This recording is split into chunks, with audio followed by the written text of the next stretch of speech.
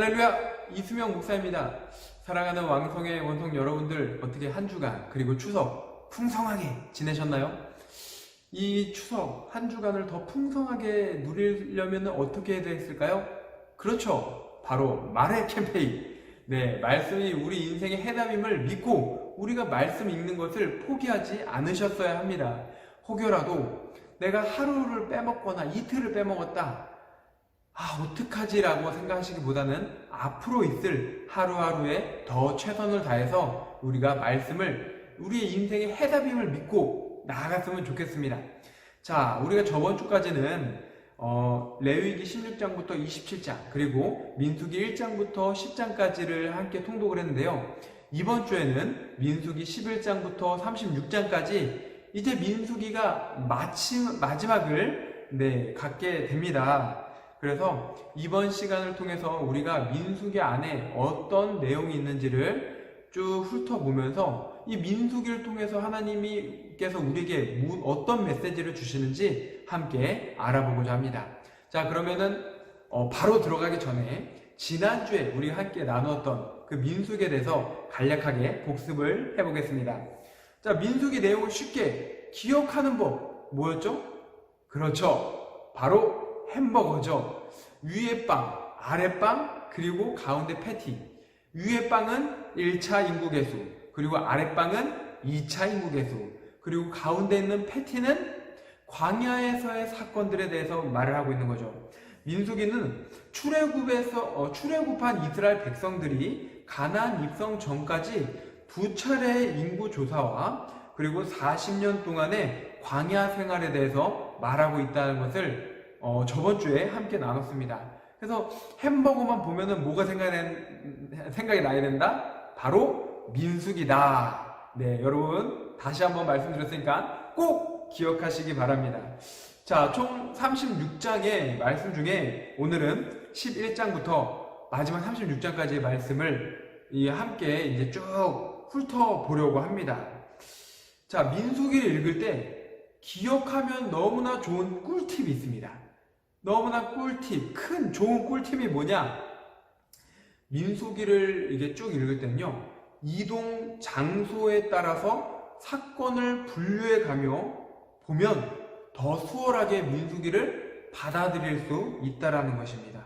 어디에 따라서? 이동 장소에 따라서. 그래서 민수기에서는 총 몇 군데 이동 장소가 나오는가? 3군데. 첫 번째는 어디죠? 시내 광야. 두 번째는 바란 광야. 세 번째는 모압 평지입니다. 시내 광야, 바란 광야, 모압 평지. 요 세 부분만 기억을 하면은 각 장마다 여기선 이런 일이 있었구나, 여기선 이런 일이 있었구나, 여기서 이렇게 됐구나 하면서 머리에 딱 그 폴더화가 돼서 아주 잘 기억하실 수 있으실 겁니다. 자, 우선 시내 광야는 1장부터 10장까지의 말씀에 나와 있습니다. 그때는 첫 인구 조사와 함께 제도를 정비하는 과정에서 그때에서 나오고 이 10장 마지막에 바란 광야로 출발하는 것을 볼 수가 있죠. 자, 그 다음부터 11장부터 21장까지는 38년간 바란 광야에서 이스라엘 백성들이 방랑했던 사건들에 대해서 나오고 있습니다. 네, 우리 패티 부분을 말하고 있는 것이죠. 이 이스라엘 백성들이 38년간 그 방랑할 수밖에 없었던 이유가 무엇인가? 바로 하나님께 불순종했기 때문입니다. 그런데 그 불순종이 대략 4가지로 볼 수 있다라는 것이죠. 자, 하나씩 볼까요? 첫 번째 불순종은 뭐냐? 10장부터 14장까지의 말씀인데요. 이스라엘 백성들이 가데스 바네아에 도착을 하게 됩니다. 이 12명의 정탐꾼이 정탐을 하러 갔는데 극과 극으로 나눠지게 되죠. 2명과 10명이 극과 극의 보고를 냅니다. 그때 이스라엘 백성들이 어디에 귀 기울입니까? 10명의 믿음 없는 자들의 보고에 귀 기울이게 됩니다. 결국에는 이 믿음 없는 보고를 듣고 그것을 마음에 두었던 이스라엘 백성들, 하나님께서 진노하게 되신다라는 것입니다. 자, 그래서 하나님께서는 이 사건을 통해서 이스라엘 백성들이 이 가나안에 입성하는 계획을 점차 미뤄 두신다라는 거죠. 자, 그 다음에 두 번째 불순종은 무엇이냐? 15장에서 20장으로 이 가나안으로 가는 길에 그 지름길이 있었는데, 그 지름길이 뭐냐? 바로 왕의 대로가 있는 에돔 지역을 걸쳐서 넘어가는 겁니다. 에돔 지역을 통과하는 것이죠. 그런데 에돔이 거부를 합니다. 이스라엘 백성들이 지나가는 것을 거부하고 하나님 명령으로 인해서 이스라엘 백성들은 광야로 우회하게 되는 것이죠. 이 과정에서 이스라엘 백성들이요, 수많은 불평과 원망 섞인 말로 이제 하나님도 불신하고 모세도 불신하게 됩니다. 자, 결국에는 그 불신이라는 죄까지 범하게 된다는 것이죠. 자, 세 번째 불순종은 무엇이냐? 20장 말씀에서 나오는 사건인데, 이 무리바 반석에서 물을 내는 사건을 말합니다. 너무나 우리가 익숙하죠? 이 모세와 아론이 하나님의 그 말씀에 순종하고 하나님의 은혜로 말미암아 물을 얻게 되는 것을 이스라엘 백성들에게 전했어야 되는데, 그렇지 않고 어떻게 합니까? 마치 내가 물을 만들어내는 사람인 마냥 자신들이 물을 솟아내게 한 것 마냥 이스라엘 백성들에게 보여주죠. 결국에는 이 모세와 아론은 자만과 불순종 때문에 약속의 땅에 들어갈 수 없게 된다라고 하나님께 말씀을 받게 된다라는 것이죠. 자, 마지막 네 번째는 21장 말씀인데요. 이 놋뱀 사건에 관련된 겁니다. 하나님께서 이 불순종하는 자들 너무나 이제 마음도 아프셨지만 화가 나셨다라는 거죠. 그래서 이 불순종하는 자들에게 불뱀으로 벌을 내리십니다. 막 많은 사람들이 죽음을 당하게 되는 거예요. 그러나 이때 회개하는 그 백성들을 보시면서 모세에게 놋뱀을 장대에 매달아 두라. 그리고 그것을 보는 자는 이 불뱀에게 물렸어도 고침을 받을 것이다 라는 말씀을 주시죠. 네, 그때 이제 믿음으로 놋뱀을 바라본 자들은 어떻게 됐을까요? 그렇죠. 몸이 완쾌된다라는 것입니다. 이 사건이 너무너무 중요한데 왜 중요하느냐? 이 신약시대 예수님께서 십자가에서 달려 죽으심을, 또한 그 죽으심으로 말미암아 우리가 구원받게 된다라는 것을 모형적으로 보여주시는 그런 사건이라는 것입니다. 미리 나중에 있을 것을 암시해주는 사건. 그렇습니다. 이 네 가지 불순종 사건 때문에 이스라엘 백성들은 무려 38년 동안 바람 광야에서 뺑뺑뺑뺑뺑뺑뺑, 네, 그렇습니다. 계속 방랑하게 되었다라는 것입니다. 자, 그 다음 22장부터 나오는 장소는요, 마지막 세 번째 장소인 모압 평지 또는 모압 평원이라고도 불리는 이 모압에 있는 평지에서 나오는 사건입니다. 여기에서는 하나님께서 이스라엘 백성들을 위해서 이 말하는 나귀를 등장시키시죠. 거짓 선지자 발람의 저주를 나귀를 통해서 어떻게 하십니까? 축복의 메시지로 바뀌게, 네, 시작을 거셔서 이 발람이 이스라엘 백성들에게 저주를 퍼부었어야 되는데 축복을 전하게 되는 사건이 있다라는 것입니다.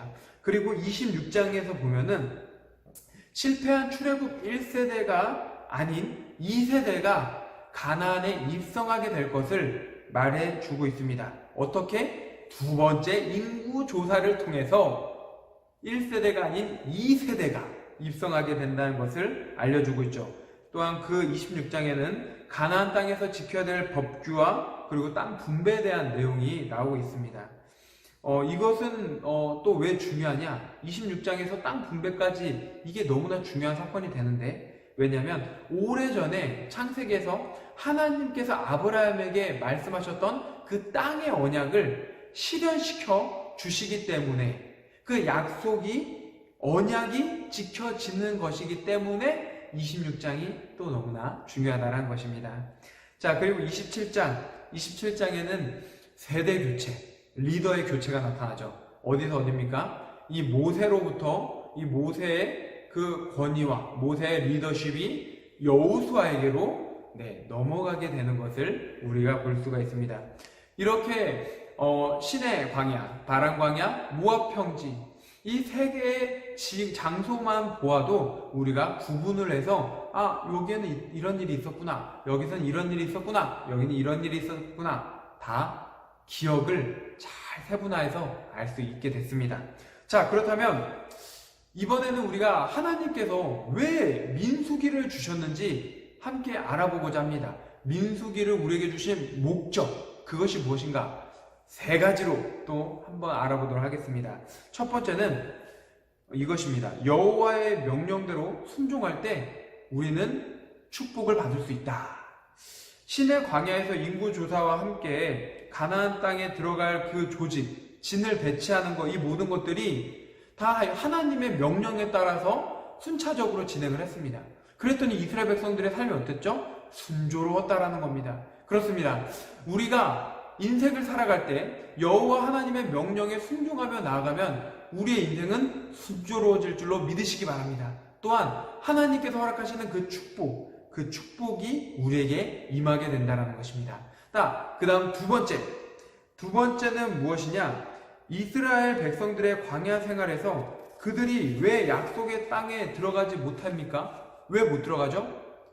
그들이 불순종하죠, 불평하죠, 불신하죠, 반역하죠, 원망하죠. 하나님이 싫어하는 거는 너무나 많이 했다라는 거예요.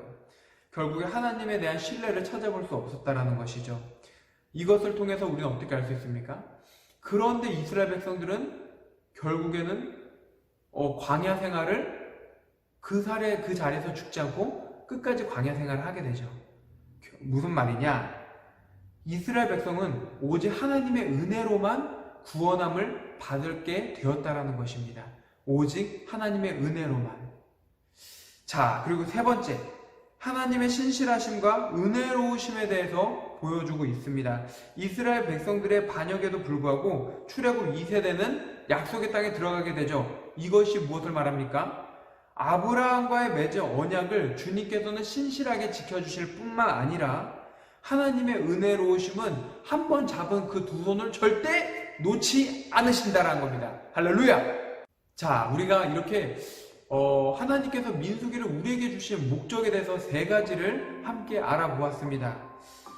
자, 이 영적인 광야 시대를 살아가는 우리 성도들, 그렇다면은 우리에게 있어서도 이 민수기가 너무나 중요한 메시지가 되는데 우리는 어떻게 다가오게 될까요? 아마 민수기를 보면서 내가 어디를 바라보고 있었는지를 다시 한번 돌이켜 볼 수 있을 것입니다. 그리고 우리가 무엇을 생각하며 살아가야 되는지를 알 수 있게 되는 것이죠. 살아가는 왕성의 성도 여러분, 하나님께서는요, 불순종, 불평, 불만, 불신 정말 너무나 싫어하십니다.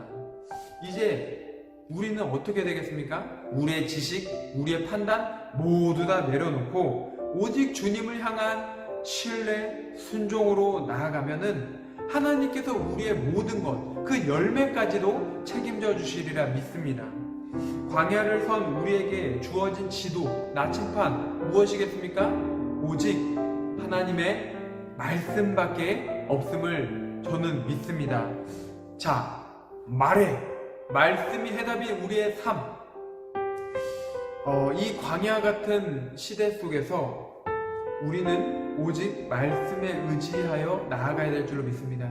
그렇게 말씀에 의지하여 나아가게 되면은 우리에게는 그 소망이 보여질 것이고 우리의 내일이 더욱더 찬란한 주의 영광 가운데 비춰질 줄로 믿습니다. 이 믿음을 가지고 이번 주 한 주간도 우리 민수기 11장부터 36장까지 포기하지 않고 힘차게 읽어나가는 저와 여러분 되기를 주님의 이름으로 축복합니다.